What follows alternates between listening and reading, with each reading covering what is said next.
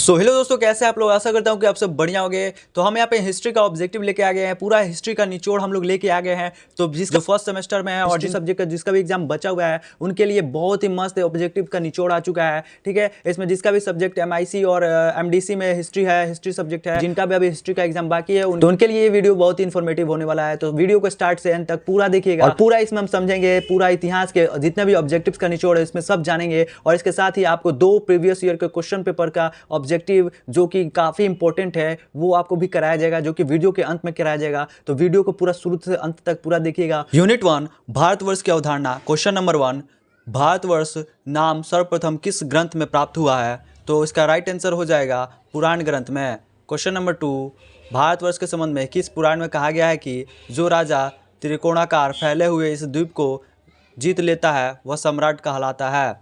तो इसका right answer हो जाएगा मत्स्य पुराण में। क्वेश्चन नंबर 3, इतिहास का जनक कहलाता है? इतिहास का जनक हेरोडोटस को कहा जाता है। क्वेश्चन नंबर 4, प्राचीन भारत के इतिहास के स्रोतों को कितने भागों में बांटा जा सकता है? तो 2 भागों में बांटा गया है। क्वेश्चन नंबर 5, प्राचीन कालीन साहित्य के स्रोतों में वेदों, ब्राह्मण ग्रंथों, उपनिषदों, पुराणों, महाकाव्यों के साथ साथ और किसका महत्व है? तो स्मृतियों का। क्वेश्चन नंबर 6, धार्मिक अनुष्ठानों में भारत की राष्ट्रीय एकता को रेखांकित करते हुए गंगा, यमुना, गोदावरी, सरस्वती, नर्मदा, सिंधु और कावेरी नदियों को आह्वान किस ग्रंथ में हुआ है? तो इसका आह्वान ऋग्वेद में हुआ है। क्वेश्चन नंबर 7, किन पुराणों में भारतवर्ष नाम का उल्लेख मिलता है? तो इसका राइट आंसर हो जाएगा सी, वायु पुराण और मत्स्य पुराण में भारतवर्ष नाम का उल्लेख मिला है। क्वेश्चन नंबर 8, आर्य भारत कब आए थे? तो इसका राइट आंसर हो जाएगा ऑप्शन नंबर ए, 1500 ईस्वी पूर्व में। क्वेश्चन नंबर 9, सर्वप्रथम किस अभिलेख में भारतवर्ष नाम का उल्लेख मिलता है? तो इसका राइट आंसर हो जाएगा ऑप्शन नंबर सी, खारवेल का हाथी गुम्फा अभिलेख। क्वेश्चन नंबर 10, किसने बताया था कि पृथ्वी गोल है और ये अपनी धुरी पर चक्कर लगाती है? तो इसका राइट आंसर हो जाएगा ए, आर्यभट्ट ने। क्वेश्चन नंबर 11, पंच सिद्धांतिका किसकी रचना है? तो इसका राइट आंसर हो जाएगा आर्यभट्ट की। क्वेश्चन नंबर 11 का राइट आंसर ए हो जाएगा। क्वेश्चन नंबर 12, भौगोलिक दृष्टि से भारत को कितने भागों में विभाजित किया जा सकता है? तो भौगोलिक दृष्टि से भारत को 4 भागों में विभाजित किया जा सकता है। 12 का राइट आंसर ए हो जाएगा।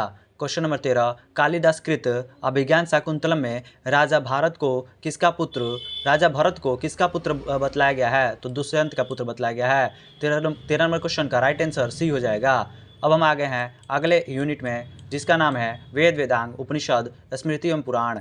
तो क्वेश्चन नंबर 1 हो जाएगा, पंचतंत्र के रचयिता थे? तो इसका राइट आंसर हो जाएगा विष्णु शर्मा, जो कि रिपीटेड क्वेश्चन है। क्वेश्चन नंबर 2, उपनिषद पुस्तक है? तो उपनिषद किस पर आधारित पुस्तक है? उपनिषद दर्शन पर आधारित पुस्तक है। क्वेश्चन नंबर 3, उपनिषद का अर्थ है समीप बैठना, निकट बैठना। क्वेश्चन नंबर 3 का राइट आंसर सी हो जाएगा। क्वेश्चन नंबर 4, निम्नलिखित में से कौन सा वेद सबसे प्राचीन वेद है? तो डी आपका राइट आंसर हो जाएगा ऋग्वेद। निम्नांकित में से कौन सा कौन वेदों का अंग नहीं है? निम्नलिखित में से कौन वेदों का अंग नहीं है? तो पुराण वेदों का अंग नहीं है। संहिता, आरण्य और उपनिषद ये सभी वेदों का अंग है, लेकिन पुराण वेदों का अंग नहीं है, इसलिए राइट आंसर हमारा 5 का डी हो जाएगा। क्वेश्चन नंबर 6, पुराणों के भौगोलिक विवरणों के अनुसार भारतवर्ष किस द्वीप में अवस्थित था? तो जम्बू द्वीप में। इसका एक अन्य नाम भी भारत का पूछे, एक प्राचीन नाम बताइए, तो भारत का एक प्राचीन नाम जम्बू द्वीप भी हो जाएगा। यानी भारत का पर्यायवाची प्राचीन नाम भी पूछे तो जम्बू द्वीप भारत का नाम भी है, और यह पुराणिक भौगोलिक विवरणों के अनुसार भारतवर्ष जो है जम्बू द्वीप में भी आता है। तो 2 क्वेश्चन यहाँ से आपको बन जाएंगे। क्वेश्चन नंबर 7, पुराणों के भौगोलिक विवरणों में भारतवर्ष को मेरू पर्वत की किस ओर अवस्थित बताया गया है? तो दक्षिण ओर, भारत को दक्षिण ओर बताया गया है, अवस्थित बताया गया है। क्वेश्चन नंबर 8, पुराणों के अनुसार भारतवर्ष में कितने द्वीप सम्मिलित हैं? पुराणों के अनुसार भारतवर्ष में कितने द्वीप सम्मिलित हैं? क्वेश्चन नंबर 8 का राइट आंसर 9 हो जाएगा। क्वेश्चन नंबर 9, हिंदू मान्यताओं के अनुसार पुराण कितने हैं? 9 का राइट आंसर सी 18 हो जाएगा। क्वेश्चन नंबर 10, ऐत्रेय एवं कौशिकी किस वेद के ब्राह्मण ग्रंथ है? किस वेद के ब्राह्मण ग्रंथ है? तो आपको बताना है यहाँ पे ऐत्रेय एवं कौशिकी किस वेद के ब्राह्मण ग्रंथ हैं? तो आपका option number A right answer हो जाएगा। 10वां का ए राइट आंसर हो जाएगा ऋग्वेद ऐत्रेय और कौशिकी ऋग्वेद के ब्राह्मण ग्रंथ हैं। क्वेश्चन नंबर 11, पिंगल मुनि का ग्रंथ कौन सा है? पिंगल मुनि का ग्रंथ ऑप्शन नंबर डी छंद शास्त्र पिंगल मुनि का ग्रंथ है। क्वेश्चन नंबर 12, यास्क ने रचना की है। यास्क ने किसकी रचना की है? तो निरुक्त की रचना की है। 12 का सी राइट आंसर हो जाएगा। 13 नंबर की तरफ चलेंगे। बौद्ध धर्म के दार्शनिक सिद्धांत मिलते हैं। तो अभिधम पिटक में बौद्ध धर्म के दार्शनिक सिद्धांत मिलते हैं। विनय पिटक में आपको संघ संबंधी नियम और दैनिक आचार विचार के सिद्धांत मिलते हैं। और आपको सुक्त पिटक में आपको क्या मिलेगा? सुक्त पिटक में आपको बौद्ध धर्म से संबंधित नियम और सिद्धांत मिलते हैं। ठीक है, तो आपको यह समझ में आ गया। 13 का राइट आंसर हो जाएगा हमारा सी नंबर, यानी अभिधम पटक में आपको बौद्ध धर्म के दार्शनिक सिद्धांतों का वर्णन किया गया है। अब हम चलते हैं क्वेश्चन नंबर 14 की तरफ। रामायण के रचयिता कौन है? तो रामायण के रचयिता महर्षि वाल्मीकि। 14 का राइट आंसर आपका हो जाएगा ए।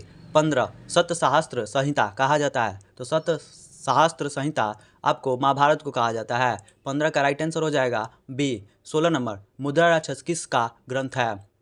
मुद्रा राक्षस पाणिनि का ग्रंथ है। 16 का राइट आंसर हो जाएगा बी। 17 नंबर, बुद्ध चरित्र किसने लिखा है?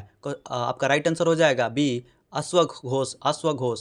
अश्वघोष ने बुद्ध चरित्र लिखा है। मेगास्थनीज किसकी रचना है? आपका राइट आंसर हो जाएगा प्लिनी का। मेगास्थनीज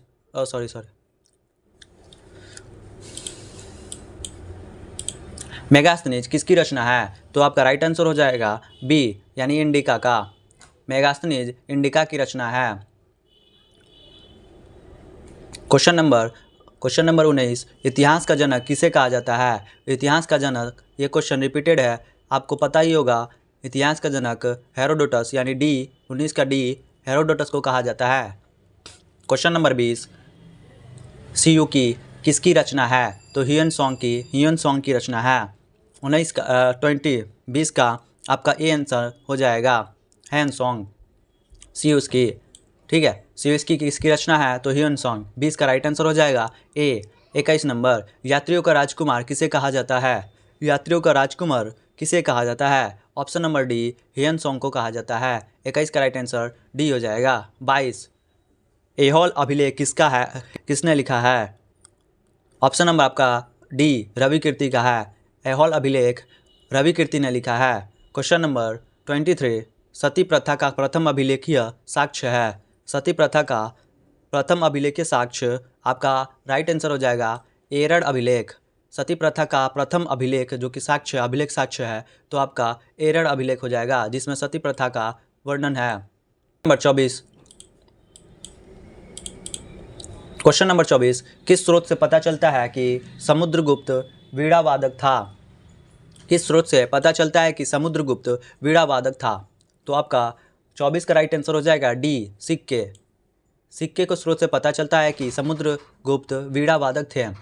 ठीक है, क्वेश्चन नंबर 25 की तरफ चलते हैं। किस विदेशी विद्वान द्वारा दुल्बा तथा तंग्यर की रचना की गई? किस विदेशी विद्वान द्वारा दुल्बा तथा तंग्यर की रचना की गई है? तो आपका राइट आंसर हो जाएगा 25 का तारानाथ के द्वारा इन दोनों की रचना की गई है।